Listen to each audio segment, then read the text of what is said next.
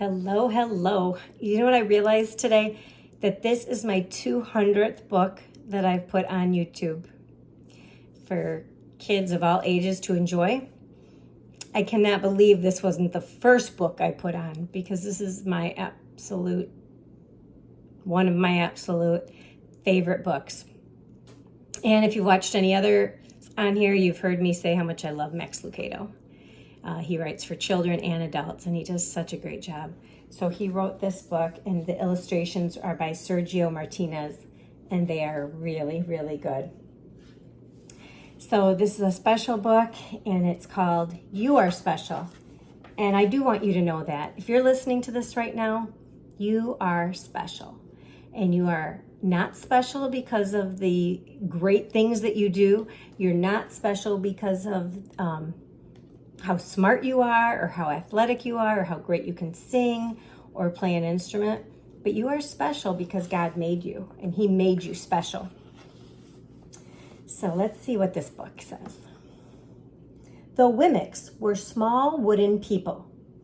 All of the wooden people were carved by a woodworker named Eli. His workshop sat on a hill overlooking their village. Each Wimmick was different. Some had big noses, others had large eyes. Some were tall, and others were short. Some wore hats, others wore coats, but all were made by the same carver, and all lived in the village.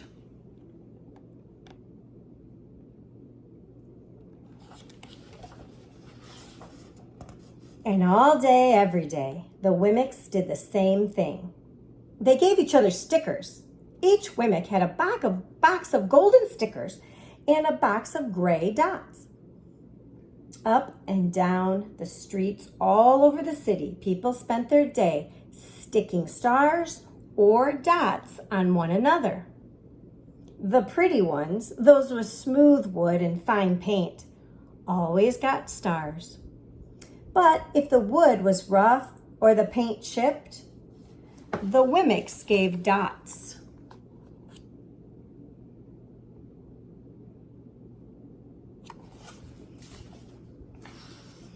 The talented ones got stars too. Some could lift big sticks high above their heads or jump over tall boxes. Still, others knew big words or could sing pretty songs. Everyone gave them stars. Some Wimmicks had stars all over them. Every time they got a star, it made them feel so good. It made them want to do something else to get another star. Others, though, could do little, and they got dots.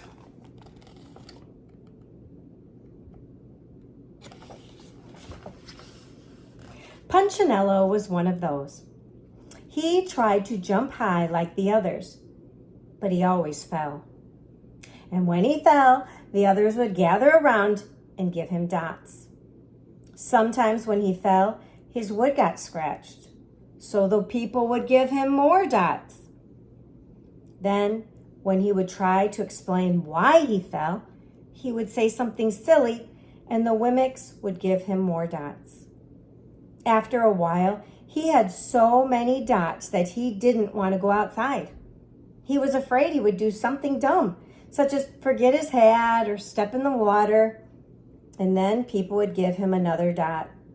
In fact, he had so many gray dots that some people would come up and give him one for no reason at all.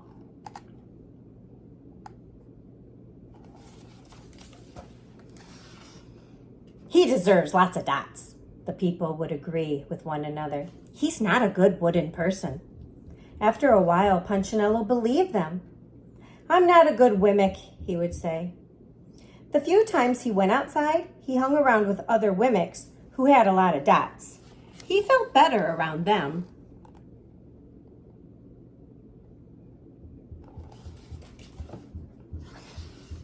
One day he met a Wimmick who was unlike any he had ever met. She had no dots and no stars. She was just wooden. Her name was Lucia. It wasn't that people didn't try to give her stickers. It's just that the stickers didn't stick. Some of the Wemmicks admired Lucia for having no dots, so they would run up and give her a star, but it would fall off. Others would look down on her for having no stars, so they would give her a dot, but it wouldn't stay either.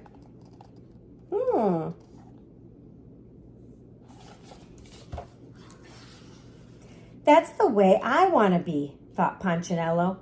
I don't want anyone's marks. So he asked the stickerless Wemmick how she did it. It's easy, Lucia replied. Every day I go see Eli. Eli? Yes, Eli, the wood carver. I sit in the workshop with him.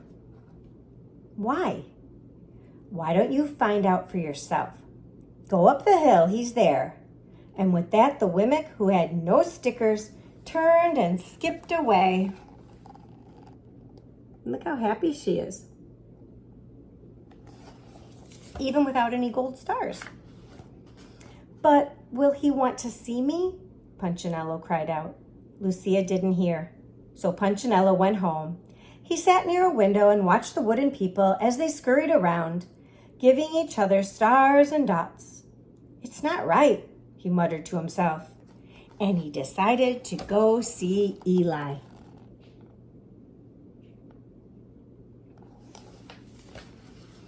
He walked up the narrow path to the top of the hill and stepped into the big shop. His wooden eyes widened at the size of everything. The stool was as tall as he was. He had to stretch on his tippy toes to see the top of the workbench. A hammer was as long as his arm.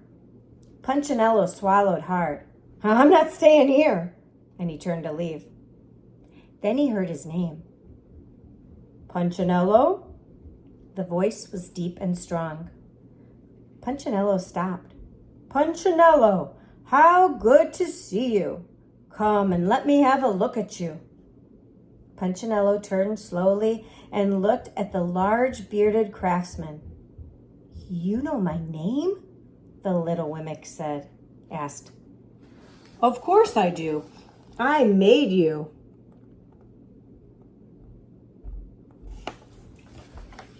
Eli stooped down and picked him up and set him on the bench.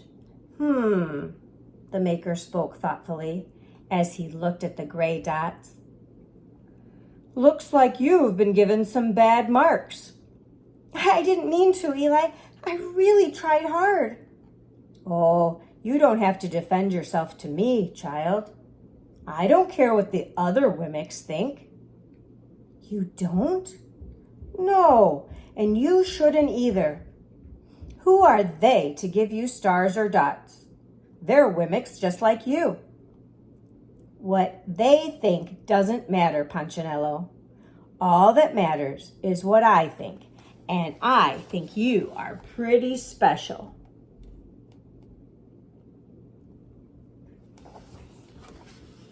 Punchinello laughed. Me special? Why? I can't walk fast. I can't jump. My paint is peeling. Why do I matter to you? Eli looked at Punchinello, put his hands on those small wooden shoulders, and spoke very slowly. Because you're mine. That's why you matter to me. Punchinello had never had anyone look at him like this, much less his maker. He didn't know what to say.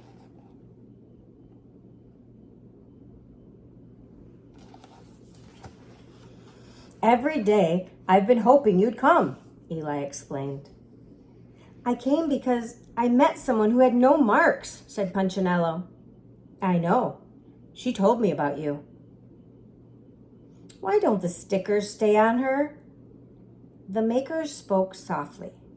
Because she has decided that what I think is more important than what they think. The stickers only stick if you let them.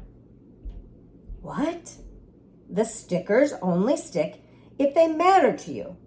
The more you trust my love, the less you care about their stickers.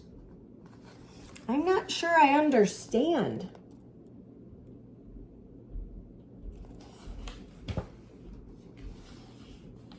Eli smiled. You will, but it will take time. You've got a lot of marks. For now, just come to see me every day and let me remind you how much I care. Eli lifted Punchinello off the bench and set him on the ground. Remember, Eli said as the Wemmick walked out the door, you are special because I made you, and I don't make mistakes. Punchinello didn't stop, but in his heart he thought, I think he really means it. And when he did, a dot fell to the ground.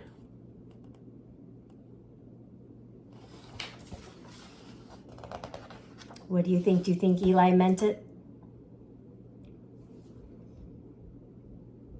There's a lot of times when people might tell you you're not special or you can't do anything special.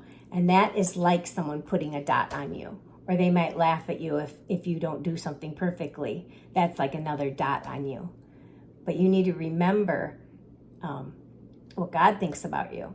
And then sometimes people will put a gold star on you because you did something well. And you might think, yeah, I am pretty special.